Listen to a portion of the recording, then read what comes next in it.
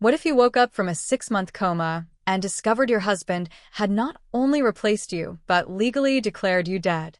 This is what happened to 28-year-old Serafina Blackwood, a former pediatric nurse from Phoenix, Arizona, whose world shattered in ways she never imagined possible. Have you ever trusted someone so completely that you never saw their betrayal coming? Have you ever wondered what people would do if they thought you were gone forever? Hold on to that thought because Serafina's story will shake you to your core. The hospital room felt cold and sterile as Serafina's eyes fluttered open. Machines beeped softly around her. Her throat burned like sandpaper, and her body felt like it belonged to someone else. 6 months. The doctors said she'd been unconscious for 6 whole months after a devastating car accident on Interstate 10. She expected to see Marcus, her husband of 5 years, sleeping in the chair beside her bed. She expected to see her 8-year-old daughter Lily's drawings taped to the walls. Instead, a stranger sat there. A young woman with perfectly styled blonde hair and expensive jewelry scrolled through her phone, looking annoyed. "Excuse me," Serafina whispered, her voice barely audible. "Where's my husband?" The woman looked up, and her face went white as a sheet. The phone slipped from her hands and clattered to the floor. The blonde woman stood up, so fast her chair nearly tipped over. Her hands trembled as she stared at Serafina like she was seeing a ghost. And, in a way, she was. "You're supposed to be dead," the woman whispered, backing toward the door.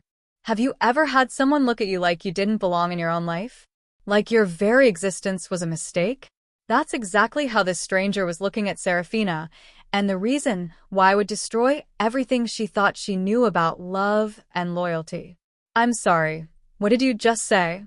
Serafina tried to sit up, but her body protested. Who are you? "Where's Marcus? Where's my daughter?" The woman's perfectly manicured hands shook as she pulled out her phone. "I need to call him. This changes everything."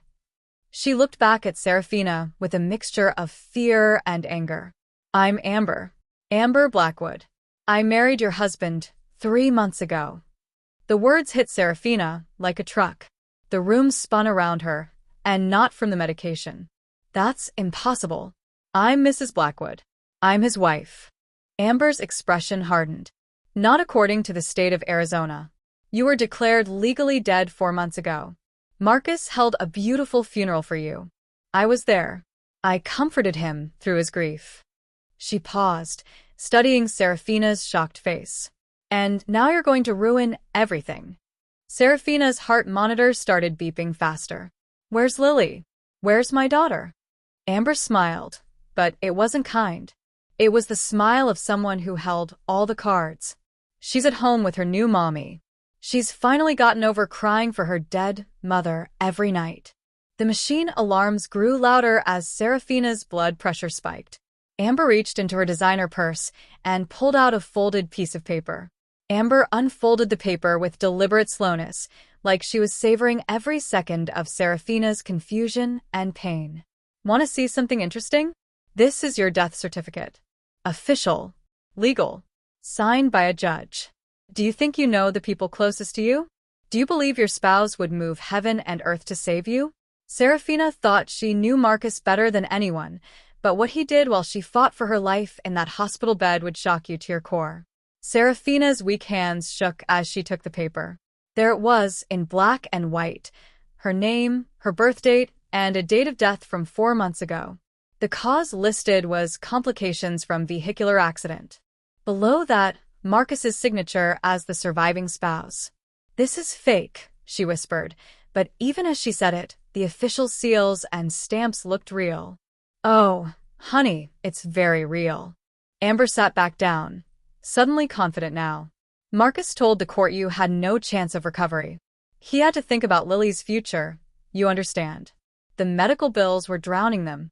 Your life insurance policy was worth $500,000. The room felt like it was closing in. He took life insurance money? Among other things. He sold your house, closed your bank accounts, even donated your clothes to charity. Lily wanted to keep some things, but Marcus said it wasn't healthy for her to hold on to the past." Amber examined her nails casually. "I helped pick out new clothes for her. Pink isn't really her color, but she'll learn. Serafina tried to process this information, but it felt like someone had rearranged her entire universe. I need to see her. I need to see my daughter. That's going to be complicated. Amber stood up and smoothed her skirt.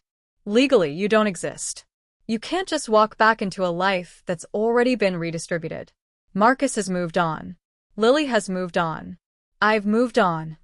She headed for the door, then turned back. Besides, there's something else you should know about your precious husband and what he's been doing with the money.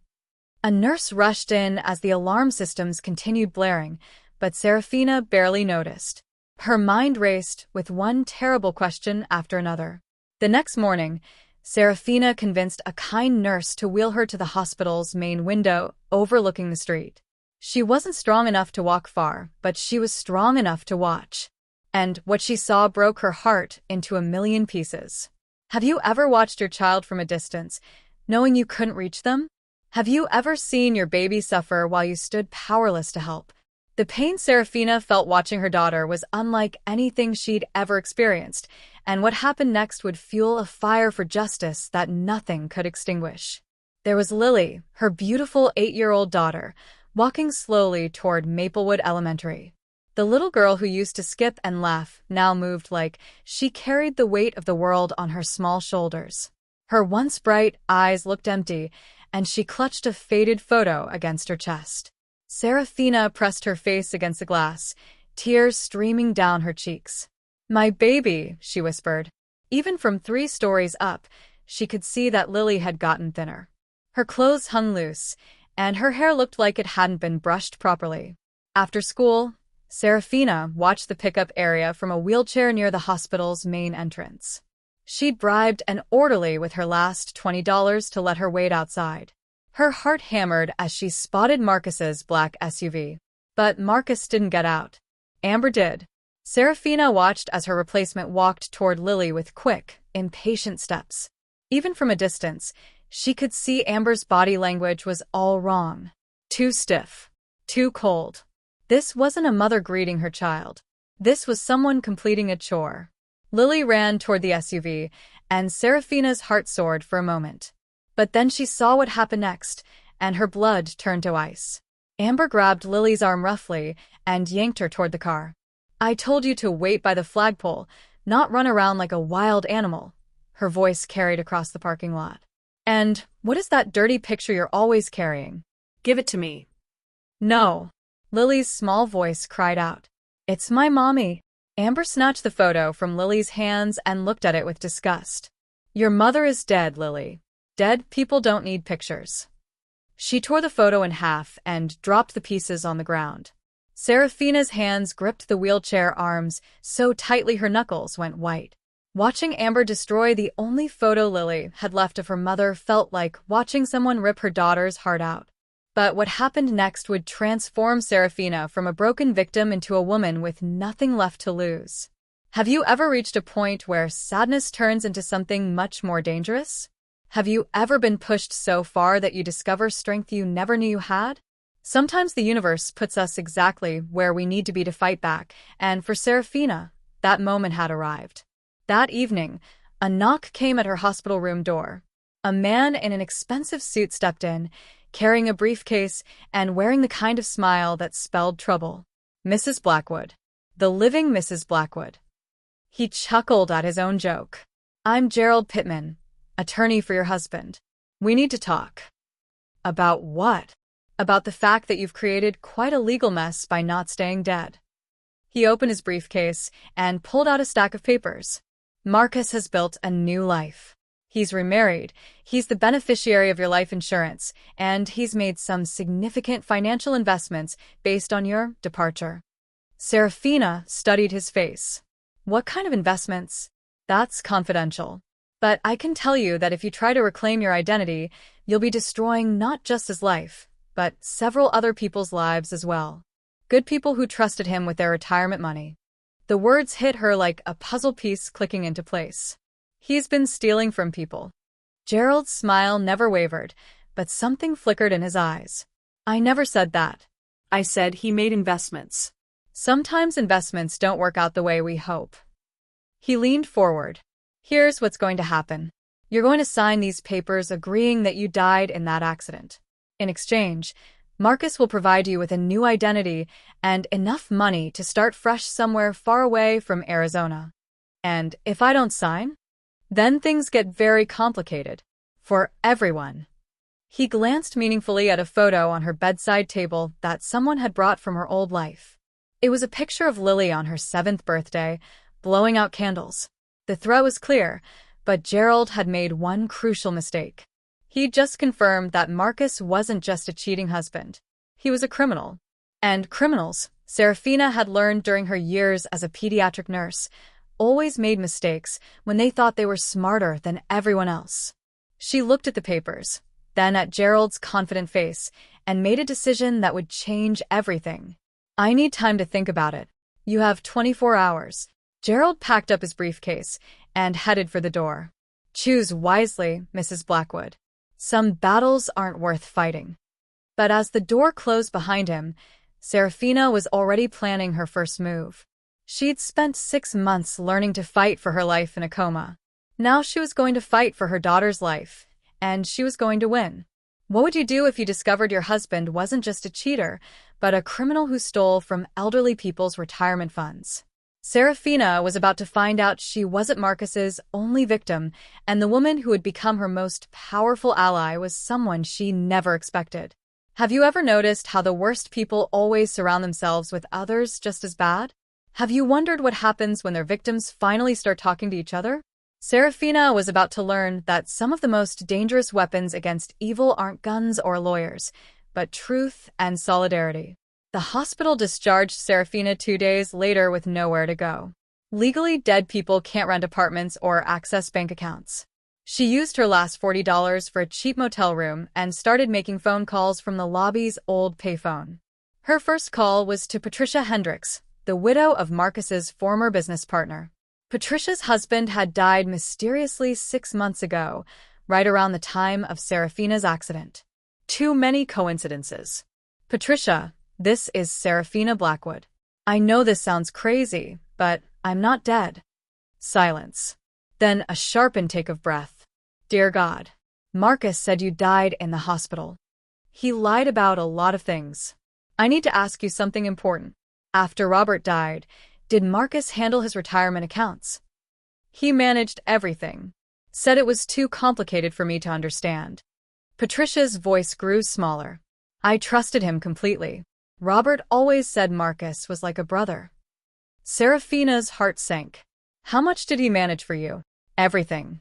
My husband's pension, his 401k, the life insurance money. About $800,000 total. Patricia paused. Why?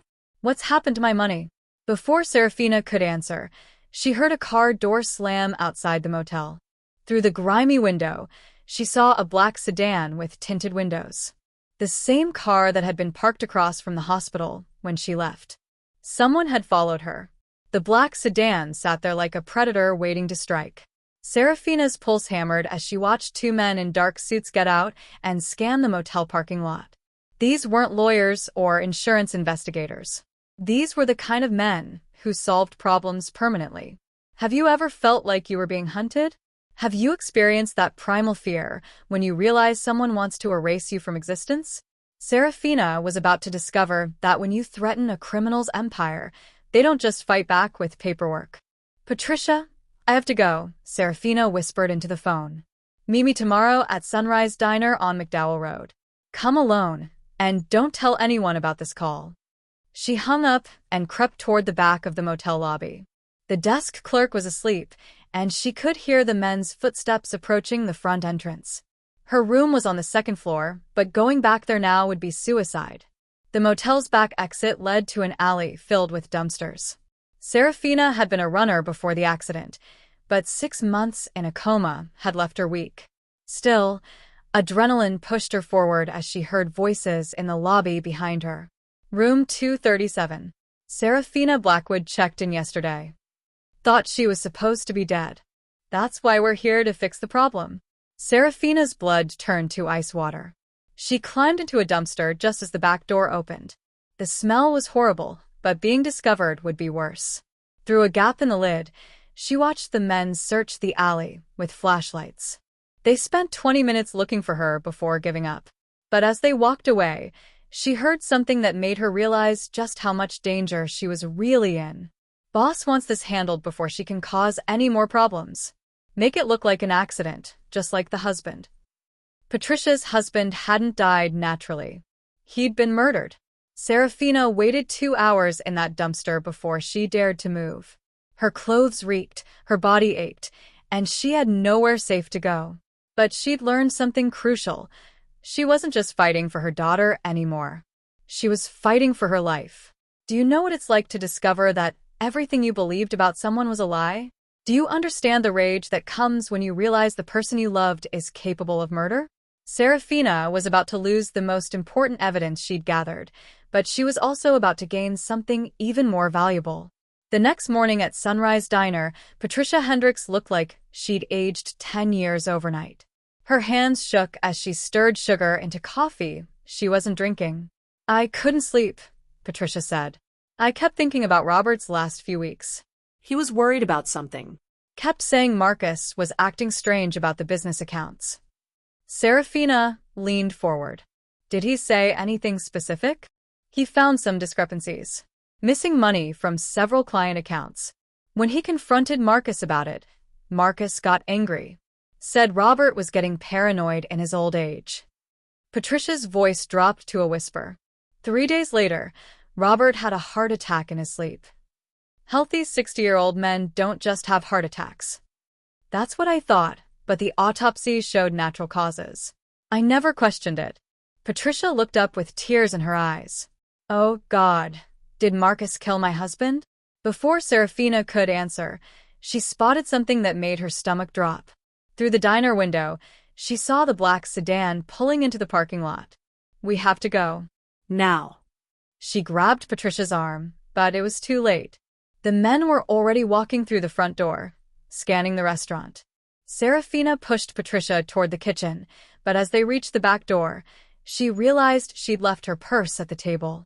Inside that purse was the only copy she had of her death certificate and the lawyer's business card. All her proof was gone. They escaped through the kitchen, but as they ran across the parking lot, Serafina heard one of the men talking on his phone. "Yeah, we got eyes on both of them now. The widow's involved, too." Running through downtown Phoenix at 8 in the morning, 2 middle-aged women fleeing for their lives, Serafina realized they needed help from someone Marcus would never suspect. But the person who answered Patricia's desperate phone call would shock them both. Have you ever been surprised by someone's capacity for both evil and good? Have you discovered that sometimes your enemies can become your greatest allies? What Serafina was about to learn would turn everything she thought she knew about her situation completely upside down. They ducked into a crowded shopping mall, breathing hard and trying to blend in with the morning shoppers. Patricia called her daughter in California, but the line went straight to voicemail. Then she tried her sister in Texas. Same thing. "They're not answering," Patricia said, panic rising in her voice. That's when Serafina's phone rang. "Unknown number." "Don't answer it," Patricia warned. But something made Serafina pick up. "Hello? Serafina?" The voice was familiar but unexpected. It was Amber. "How did you get this number?" "That's not important right now. Listen to me carefully. Marcus doesn't know I'm calling you." Amber's voice was shaking. "Those men who are following you? They work for him. But there's something you need to know about why I really married your husband." Serafina looked at Patricia, who was listening to every word. "What are you talking about? I'm not who you think I am. My real name is Amanda Phillips.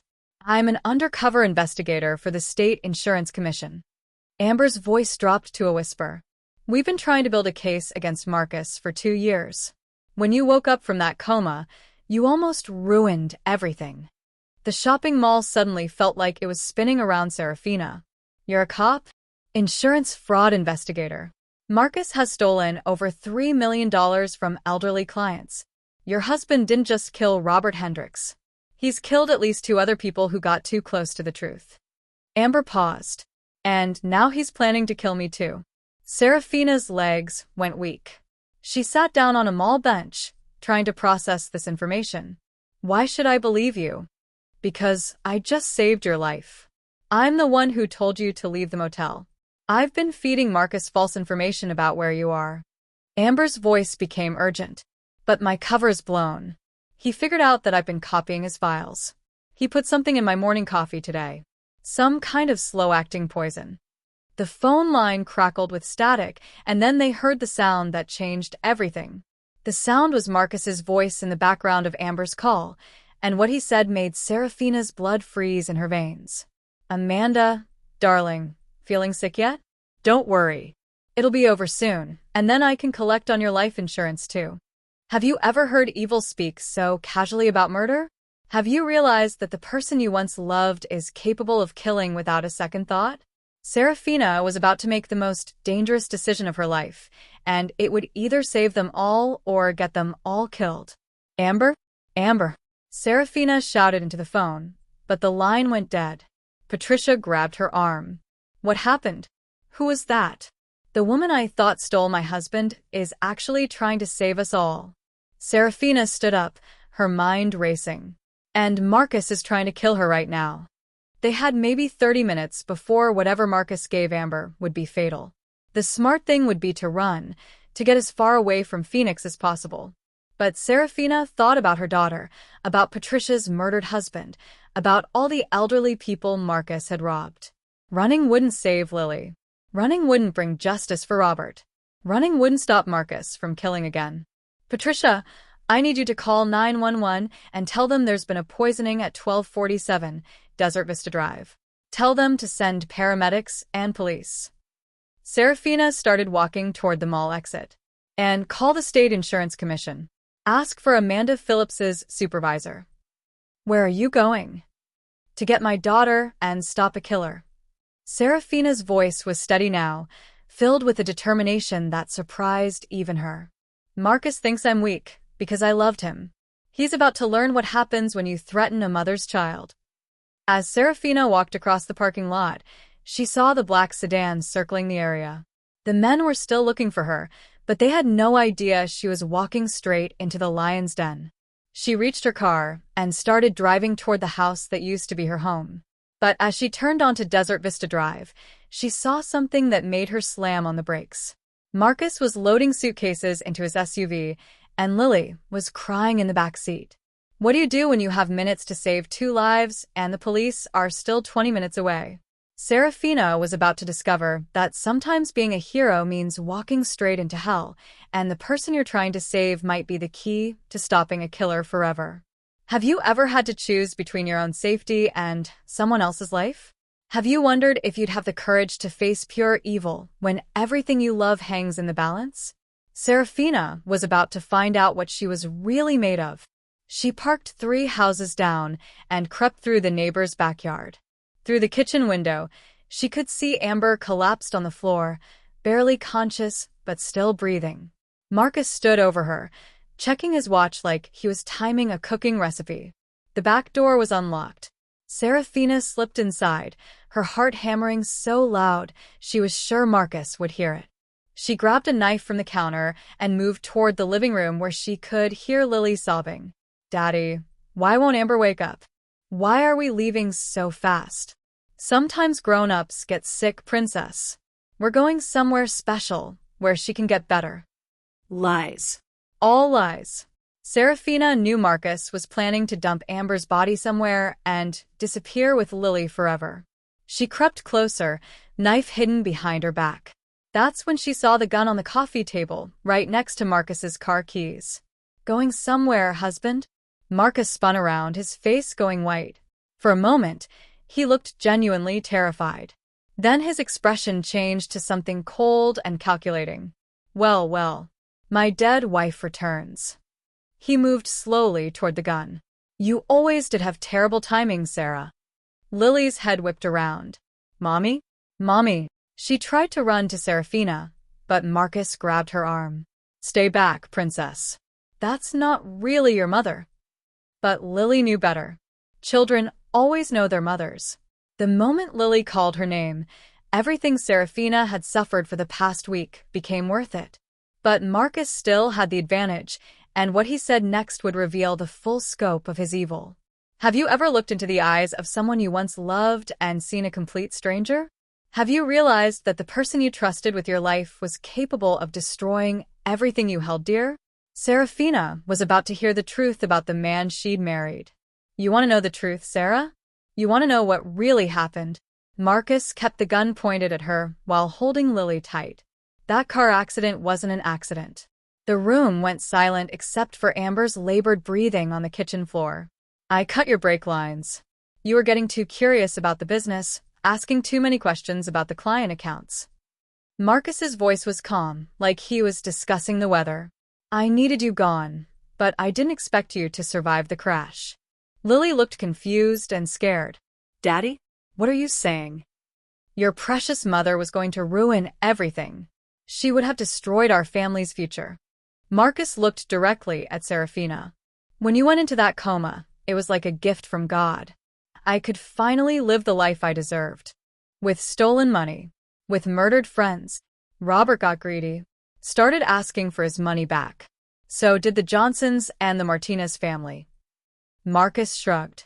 Sometimes you have to make hard choices in business.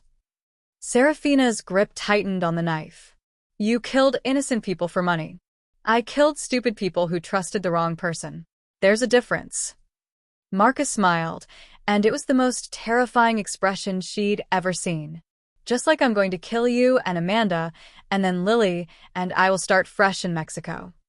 The sirens were getting closer now, but not close enough. The police are already on their way, Serafina said. Marcus laughed. No, they're not. Amanda never had time to call anyone. She's been too busy dying. But he was wrong about one thing. The front door exploded open as Phoenix police officers stormed in with weapons drawn. Marcus spun toward them, momentarily distracted, and that split second of confusion gave Serafina the opening she'd been praying for. Have you ever seen justice arrive at exactly the right moment? Have you witnessed the look on a criminal's face when they realize their empire is crumbling? Marcus was about to learn that his biggest mistake wasn't underestimating Serafina. It was underestimating everyone else he'd hurt. Drop the weapon. Release the child. Marcus grabbed Lily tighter and backed toward the sliding glass door that led to the backyard. Stay back. I'll shoot her. But Serafina knew something Marcus didn't. She knew her daughter better than anyone. Lily, remember the game we used to play? When I said butterfly, what did you do? Lily's eyes met her mother's through her tears. She nodded slightly. Butterfly. Lily went completely limp, slipping through Marcus's grip like water. Serafina lunged forward with a knife, just as the police opened fire. Marcus stumbled backward, hit in the shoulder, but he managed to raise his gun toward Serafina. The shot rang out, echoing through the house. But it wasn't Marcus who fired. Amanda Phillips, barely conscious but still breathing, had crawled to the living room and grabbed a backup weapon from her ankle holster. Her shot was perfect. Marcus collapsed, his gun clattering across the hardwood floor. Blood pooled beneath him as he looked up at Serafina with shock and hatred. You ruined everything, he gasped. No, Serafina said, gathering Lily into her arms. I saved everything that mattered. The paramedics rushed in, working frantically on both Marcus and Amanda. But as they loaded Marcus onto a stretcher, Serafina heard something that made her blood run cold. He's not breathing. We're losing him. Marcus flatlined twice in the ambulance, but the paramedics brought him back both times. As Serafina rode to the hospital with Lily clinging to her like she'd never let go, she realized that Marcus's death would have been too easy. Justice meant facing consequences, not escaping them. Have you ever wanted revenge so badly it consumed your thoughts? Have you discovered that the sweetest justice isn't violence, but truth?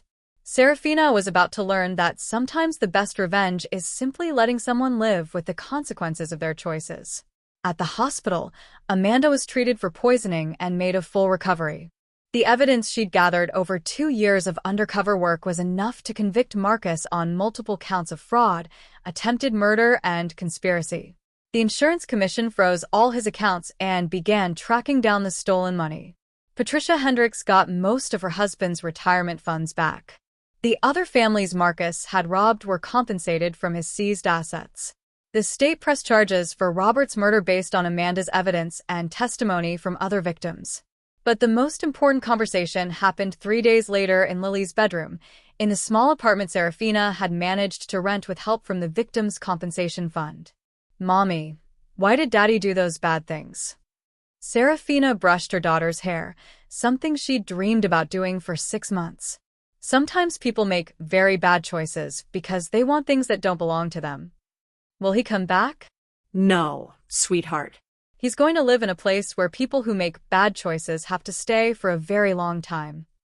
Lily curled up against her mother's chest. "I knew you weren't really dead. I could feel you in my heart." That night, as Lily slept peacefully for the first time in months, Serafina made a decision that would define the rest of her life. She was going to become the person she wished had been there for her when she needed help most. 6 months later, Serafina stood in front of the Arizona State Capitol building, addressing a crowd of survivors and their families. She'd just successfully lobbied for new laws protecting elderly people from financial fraud, and her story had inspired dozens of other victims to come forward. What happens when someone tries to erase you from existence and fails? What do you become when you refuse to let evil win? Serafina Blackwood had learned that sometimes the worst things that happen to us can become the foundation for the most meaningful parts of our lives. Marcus was serving 3 consecutive life sentences without the possibility of parole. His victims had recovered over $4 million in stolen funds. Amanda Phillips had been promoted and now ran the state's new Elder Fraud Prevention Task Force. But the real victory was smaller and more personal. Serafina had returned to nursing, specializing in trauma recovery. She worked with patients who'd been given up for dead, families torn apart by violence, and elderly people recovering from financial abuse. Every morning, she dropped Lily off at school and watched her daughter skip toward the building with the same joy she'd had before Marcus tried to destroy their family. Every evening, they had dinner together and talked about their days like normal people do. "Mommy," Lily said one night over pizza, "I'm proud of you for helping all those people. I'm proud of you for being so brave, sweetheart. We're like superheroes, right? We help people who are sad." Serafina smiled, thinking about all the families she'd helped reunite, all the elderly victims who'd gotten their money back, all the patients who'd learned to hope again. Yes, baby girl, we're exactly like superheroes. Some stories end with revenge. This one ended with something better: healing, justice, and the knowledge that love really can conquer evil when people refuse to give up on each other. The woman who'd been declared dead had not just returned to life. She'd found her purpose.